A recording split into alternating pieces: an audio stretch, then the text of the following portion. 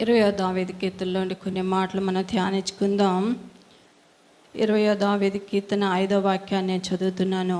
యెహోవా, నీ రక్షణను బట్టి మేము జయోత్సాహము చేయుచున్నాము. మా దేవుని నామమును బట్టి మా ధ్వజము ఎత్తుచున్నాము. కీర్తనకారుడు దేవుడిచ్చిన రక్షణను బట్టి ఆయన ఎంతో జయోత్సాహము చేస్తూ దేవుడు ఆయనకిచ్చిన ఆ ధ్వజాన్ని ఎత్తి ప్రజలందరి ఎదుట ఆయన తెలియచేస్తున్న మాటను మనం ఇక్కడ చదువుతూ ఉన్నాం. కాబట్టి మనం చూస్తే పూర్వకాలంలో రాజులు పరిపాలన చేసేవారు. వారి యుద్ధాలు ప్రకటించి ఒక్కొక్క ప్రాంతాన్ని ఆక్రమిస్తూ యుద్ధం చేసి దాన్ని చేయించి పట్టుకున్నప్పుడు వారు ఏం చేసేవారంటే శత్రువుల కోట మీద జయించిన వారి యొక్క ధ్వజము అంటే ఒక జెండాను వారు నిలిపేవారు. ఎందుకంటే మేము దీన్ని జయించి దీన్ని సాధించాము, ఇది మా సొత్తు, ఇప్పటి నుండి ఇది మా స్వాధీనంలో ఉంది అని తెలియచేయడానికి వారి యొక్క జెండాను ఆ యొక్క ప్రాంతంలో నిలుపుతూ ఉంటారు. అయితే ఆ విధంగానే వారు జయాన్ని ప్రకటిస్తూ ఉన్న విధానం చూస్తూ ఉన్న అలాగే కొంతమంది ఎంతో ఉన్నతమైన కొండలు పర్వతాలు వాటన్నిటిని కూడా ఎక్కుతూ ఉంటారు. వారు కూడా ఆ యొక్క ప్రాంతాలకు వెళ్ళి వారు కూడా ఏం చేస్తారంటే వారి యొక్క దేశపు జెండాను అక్కడ పాతిపెట్టి దాన్ని మేము జయించాము అని ప్రకటన చేస్తూ ఉంటారు. మన దేశంలోనే ఎవరెస్ట్ శిఖరం ఉంది. అది చాలా ఎత్తైన శిఖరము. అందరూ కూడా ఆ పర్వతాన్ని ఎక్కి దాన్ని జయించాలి అనే ఒక ఉద్దేశంతో వాళ్ళు ఏం చేస్తూ ఉంటారంటే ఆ పర్వతాన్ని ఎక్కుతూ ఉంటారు. ఎక్కి అదెంతో కష్టతరమైంది, చాలా శ్రమతో కూడింది. అలాంటి దాన్ని కూడా వారు ఎక్కుతూ జయించి వారి యొక్క జెండాను అక్కడ ఎగురవేస్తూ ఉన్నారు. ఈనాటి దినాల్లో అయితే మన భారతదేశానికి కూడా ఒక ప్రాముఖ్యమైన మన జాతీయ జెండా ఉంది. అలాగే ఇప్పుడు ప్రాంతానికి సంబంధించిన రాజకీయ జెండాలు చాలా మనము చూస్తూ ఉన్నాం. మొన్నే కూటమి గెలిచి వారి జెండాలంతా కూడా చాలా ఎగురవేసి ఆనందాన్ని సంతోషాన్ని వారు ప్రకటించిన విధానాన్ని మనము చూస్తూ ఉన్నాం. కాబట్టి ఈ విధముగా లోకంలో జయించినప్పుడు వారు ఎగురవేస్తున్న జెండాలను మనం చూస్తూ ఉన్నాం. అయితే ఇక్కడ కీర్తనాకారుడు చెప్తూ ఉన్నాడు, యెహోవా, నీవు నాకిచ్చిన రక్షణ బట్టి నేను జయోత్సాహముతో ఉన్నాను అని చెప్తూ ఉన్నాడు. కాబట్టి మనము దేవుని బిడ్డలముగా, మనము విశ్వాసులముగా ఏం చేయాలంటే ప్రతి దినము దేవుడు మనకు అనుగ్రహించిన ఆ రక్షణ అనే జెండాను మనము మన యొక్క ఆత్మీయ దృష్టితో చూడగలుగుతూ ఉండాలి. దాన్ని మనం పట్టుకొని దాన్ని మనము ఎగరవేసే వారిగా దేవుడిచ్చిన రక్షణ, దేవుడిచ్చిన జయము, దేవుడిచ్చిన విజయము అని చెప్పి ప్రతిదినము మనము జ్ఞాపకము చేసుకునే వారిగా ఉండాలి. అదే కీర్తనాకారుడు ఆయన జ్ఞాపకం చేసుకుంటూ ఈ మాటలు తెలియజేస్తూ ఉన్నాడు. కాబట్టి మనము కూడా ఎప్పుడు కూడా మన భక్తి వలన కాదు, మన యొక్క శక్తి వలన కాదు, దేవుడు ఉచితముగా మనకు రక్షణ అనుగ్రహించాడు. కాబట్టి వీళ్ళంతా అయితే వారి శక్తితో, వారి బలముతో, వారి జ్ఞానముతో సంపాదించి వారు పొందుకున్న జయానికి సూచనగా జెండా ఎగురవేస్తున్నారు. కానీ ఇక్కడైతే మనము మన దేవుని బట్టి దేవుడు సాతాను జయించి మనకు ఒక విజయ జెండాను, ధ్వజాన్ని ఇచ్చాడు. అలాగే రక్షణ అనే ఒక ధ్వజాన్ని మనకిచ్చాడు. దాన్ని మనము ఎగురవేస్తూ మనము కూడా ఏం చేయాలంటే ప్రతి దినమంట మనము జయోత్సవముగా సంతోషించాలి, ఆనందించాలి ప్రభువును బట్టి అని చెప్పి దేవుని యొక్క వాక్యం మనకి ఇక్కడ తెలియజేస్తుంది. మా దేవుని నామమును బట్టి మా ధ్వజము ఎత్తుచున్నాము. దేవుని నామాన్ని బట్టి, దేవుని బట్టి మాత్రమే మనము మన జెండాను ఎగురవేయగలిగిన వారిగా ఉన్నాము అని చెప్పి పరిశుద్ధ గ్రంథం మనకు తెలియచేస్తూ ఉంది. అయితే మరి మోషే కూడా మరి ఆ యొక్క దినాల్లో ఆయన యుద్ధం చేసినప్పుడు ఏం చేశాడంటే, ఇశ్రాయేలు పక్షముగా మోషే ఒక పర్వతం మీద నిలవబడి తన 2 చేతులు ఎత్తి దేవుని సందులో ప్రార్థన చేస్తూ ఉన్నప్పుడు ఇశ్రాయేలుకు జయము కలుగుతుంది.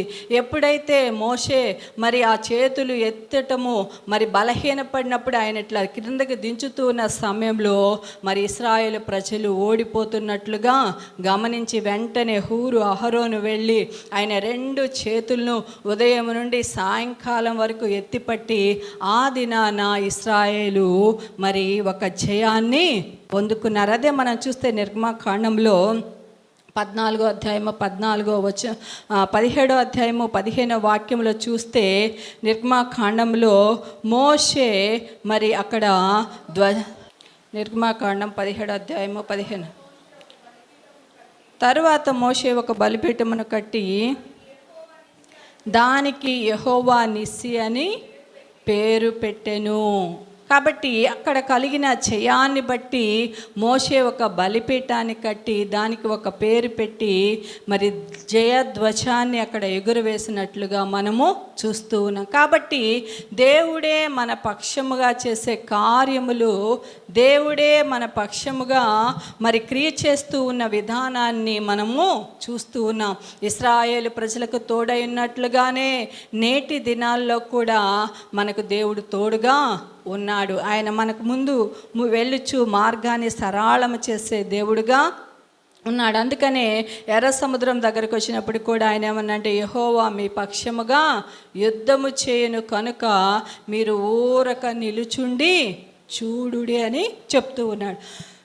కాబట్టి దేవుడు మనకు అనుగ్రహించే జయాన్ని మనము మర్చిపోకూడదు. ప్రతిదినము మనకు దేవుడిచ్చిన రక్షణ ధ్వజాన్ని, రక్షణ జయాన్ని జ్ఞాపకం చేసుకొని మనము సంతోషించాలి అని దేవుని యొక్క వాక్యము తెలియచేస్తూ ఉంది.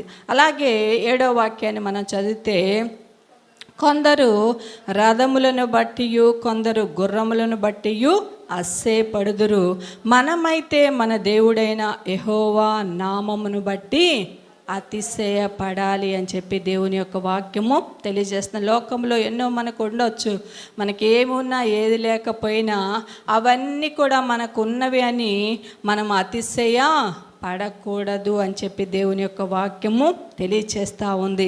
మరి దేన్ని బట్టి అతిశయించాలి అని అపోస్తలుడైన పౌలు తెలియజేస్తూ ఉన్నాడు అంటే, రోమాపత్రిక 5వ అధ్యాయంలో ఆయన అంటున్నాడు, శ్రమలను బట్టి మనము అతిశయపడాలి అని చెప్తా ఉన్నాడు. ఏదైనా సంతోషకరమైన విషయాలైతే వాటిని బట్టి మనం సంతోషించి అతిశయపడతాం. కానీ మరి అపోస్తలుడైన పౌలు చెప్తున్నట్లు శ్రమలను బట్టి కూడా మనము మరి అతిశయపడాలి అని చెప్పేసి ఆయన తెలియచేస్తూ ఉన్నాడు. మరి 2వ వాక్యాన్ని 3-4 వాక్యాలు మనం చదివితే, మరియు ఆయన ద్వారా మనము విశ్వాసము వలన కృపయందు ప్రవేశము గలవారమై అందులో నిలిచి ఉండి దేవుని మహిమను గూర్చిన నిరీక్షను బట్టి అస్సేపడుచున్నాము. అంతేకాదు శ్రమ ఓర్పును, ఓర్పు పరీక్షను, పరీక్ష నిరీక్షను కలుగు చేయునని ఎరిగి శ్రమల యందును అతిశయపడుదుము. కాబట్టి దేవుడు మనకు అనుగ్రహించిన విశ్వాసాన్ని బట్టి కృప పొందుకున్న వారము కనుక, కృపలో నిలిచి ఉన్న వారము కనుక, కృపలో నడుస్తున్న వారము కనుక, కృపలో జీవిస్తున్న వారము కనుక మనకు ఒకవేళ ఈ భూమి మీద వచ్చిన చిన్న చిన్న శ్రమలంట అవి ఎంత మాత్రం కూడా తగినవి కావు అని దేవుని యొక్క వాక్యము చెప్తూ ఉంది. కాబట్టి అలాంటి చిన్న శ్రమ వచ్చినప్పుడు మనం ఏం చేయాలంటే ఆ శ్రమను బట్టి అస్సేపడాలంట. ఒకవేళ ఈ శ్రమ మరి దేవుని నామ మహిమార్థంగా వచ్చిందేమో, ఈ శ్రమను బట్టి నా విశ్వాసాన్ని నేను బలపరుచుకోవాలేమో, ఈ కష్టమును బట్టి ఇంకా నేనేమైనా నేర్చుకోవాలేమో అని ఆ శ్రమను బట్టి నువ్వు అతిశయపడే వ్యక్తిగా ఉండాలి అని చెప్పి దేవుని యొక్క వాక్యము తెలియజేస్తూ ఉంది. అలాగే కొరింథీయులకు రాసిన పత్రిక, 1 కొరింథీయులకు రాసిన పత్రిక 1వ అధ్యాయము 30వ వాక్యంలో కూడా దేవుని యొక్క వాక్యము తెలియచేస్తూ ఉంది. అయితే ఆయన మూలముగా మీరు క్రీస్తు యేసునందున్నారు, అతిశయించువాడు ప్రభువునందే అతిశయింపవలెను. కాబట్టి మన అతిశయము ప్రభువే కనుక మనము ప్రభువును బట్టి మాత్రమే అతిశయించాలి అని చెప్పేసి పరిశుద్ధ గ్రంథం మనకు తెలియచేస్తాం. దేన్ని బట్టి కూడా మనం అతిశయపడకూడదు.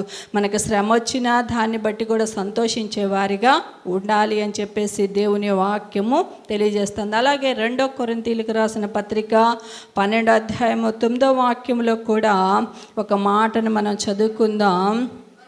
అందుకు నా కృప నీకు చాలును, బలహీనత యందు నా శక్తి పరిపూర్ణమగుచున్నదని ఆయన వారితో చెప్పెను. కాగా క్రీస్తు శక్తి నా మీద నిలిచియుండు నిమిత్తము విశేషముగా నా బలహీనతల యందే బహు సంతోషముగా అతిశయపడుచు ఉన్నాను అని చెప్పి అపోస్తుడైన పౌలు తెలియచేస్తూ ఉన్నాడు. కాబట్టి ఆయన బలహీనతలో కూడా అతిశయపడుతూ ఉన్నాడు, అలాగే శ్రమలో కూడా అతిశయపడుతూ ఉన్నాడు. ఆయన ప్రభువును బట్టి అన్ని విషయాల్లో అతిశయపడుతూ ఉన్నాడు అని చెప్పి మనకు తెలియజేస్తూ ఉంది.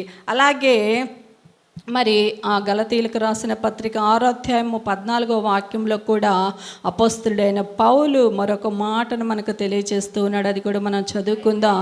అయితే మన ప్రభువైన యేసుక్రీస్తు శిలువ యందు తప్ప మరి దేని యందును అతిశయించుట నాకు దూరమగును కాక అని చెప్పేసి ఆయన మరొక మాటను మాట్లాడుతూ ఉన్నాడు. కాబట్టి మనము సిలువను బట్టి అతిశయించాలి. ఎందుకంటే కల్వారి సిలువ మన కొరకే. మన ప్రభువైన యేసుక్రీస్తు వారు ఆయన యవ్వన కాలంలో విలువైన ప్రాణమును అర్పించి పరిశుద్ధమైన రక్తమును చిందించి దాన్ని బట్టి మనం అతిశయించాలి అని చెప్పి దేవుని యొక్క వాక్యము మనకు తెలియచేస్తూ ఉంది. కాబట్టి మనం ఏదేదో అతిశయపడుతూ ఉంటాము.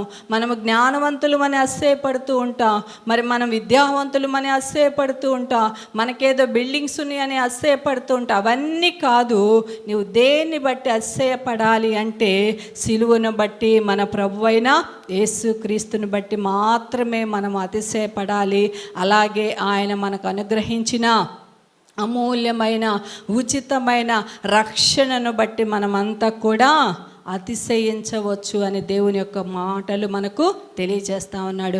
మరి నెబుకద్నెజర్ రాజు, అన్యుల రాజు, ఆయన ఒకానొక దినానంట తన మనస్సులో చిన్న అతిశయము, ఇది నా వైభవము కాదా, ఇది నా కట్టడము కాదా, ఇది నా జ్ఞానము కాదా అని తన అంతఃపురాన్ని, ఆ పట్టణాన్ని చూచి ఆయన అతిశయపడిన వెంటనే దేవుడు ఏం చేశాడంటే ఆయన్ను అరణ్యంలోనికి తోలివేశాడు.